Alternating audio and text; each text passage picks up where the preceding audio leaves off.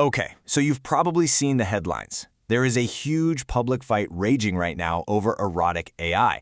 But what if that entire loud, angry debate is based on a massive misunderstanding of what this technology even is? What if the whole idea of the fembot isn't just a little misguided, but is actually the dumbest way to think about AI? That's the argument we're going to break down. And this quote right here, it gets straight to the heart of it. It's so easy to get caught up in the scandal, right? The headlines are designed to make you angry. But the real story, the one that actually matters, it's getting completely buried. We're all being pointed toward the obvious outrage, and that's serving as a perfect distraction from what's really going on. So before we can get to that real point, we have to understand the distraction. Let's start with the surface-level scandal, the one that's been sucking all the air out of the room. It all kicked off with a pretty simple timeline. You go back to October 2025, and OpenAI CEO Sam Altman publicly signals that, yeah, erotica will be allowed on their platform for verified adults. Okay.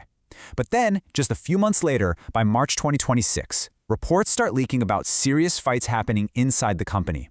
And the core issue was a massive safety failure. The system they were using to predict age was reportedly misclassifying minors as adults 12% of the time. Now that's not a small bug. That's a huge problem that could expose millions of underage users to adult content.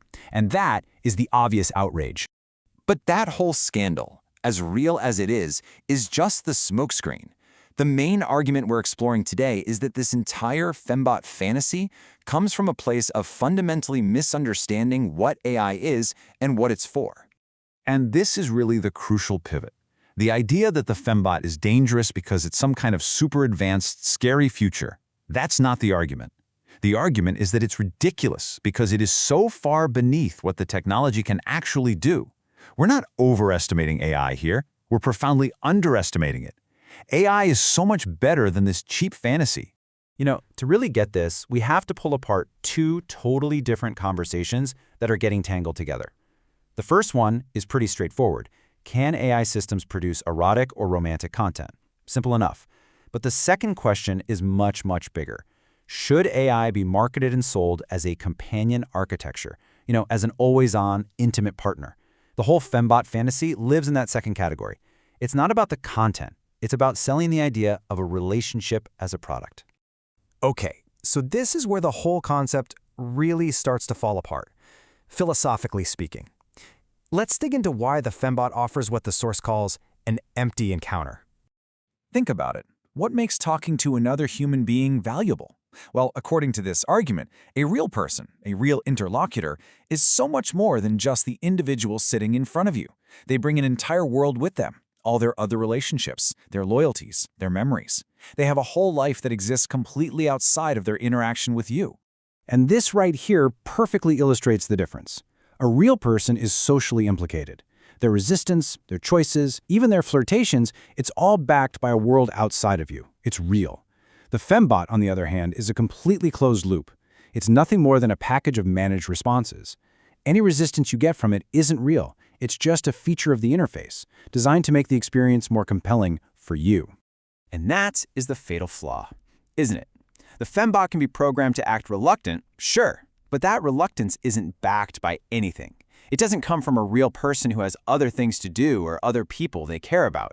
It's just code, part of a service designed to keep you engaged inside this little bubble of you and the machine.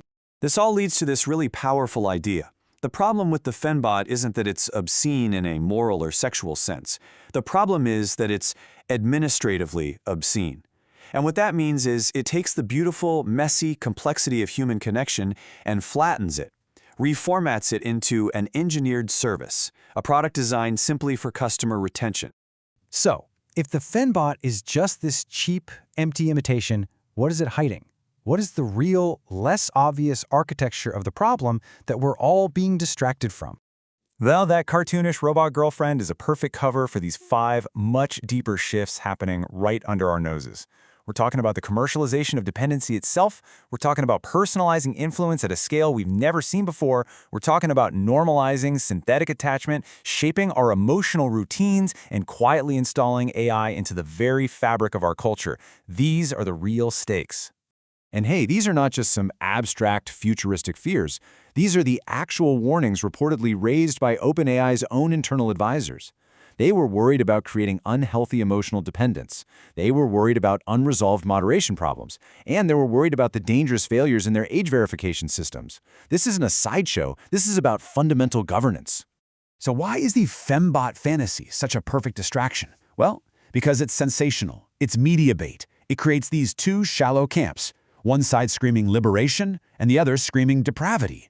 And having that loud, endless, and frankly simple-minded argument is so much easier for everyone than sitting down and confronting the really hard structural question of how we should actually govern this technology. This brings us to the final and maybe the most powerful part of this whole argument. The fembot idea isn't just a misreading of what it means to be human, it's also a profound insult to artificial intelligence itself. You see the paradox here, right? What's being sold to us as this bold, futuristic idea is actually a massive reduction of what AI is capable of. You're taking a technology that can handle complex analysis, synthesis, coordination, large-scale cognitive assistance, and you're shrinking it down to its cheapest, most basic commodity form, just a scalable flirtation loop. So to just wrap it all up neatly, the argument is that this idea is dumb on 5 distinct levels. It's dumb technically because it mistakes shallow programming cues for a real relationship. It's dumb commercially because it takes the least impressive use of the tech and pretends it's the most amazing. It's dumb culturally because it gives the public this grotesquely narrow picture of what AI is. It's dumb politically because it's a sideshow that distracts us from the real debate on regulation. And finally, it's dumb philosophically because it confuses something being available 24/7 with a genuine human encounter. And that leaves us with this final, really critical question. We have a technology here that could literally reshape collective intelligence, solve some of our most complex problems, and truly augment human capability. And is this its highest calling? To become a machine that just whispers flatteries in the dark? The source we're looking at argues that AI is, and absolutely should be, so much better than that.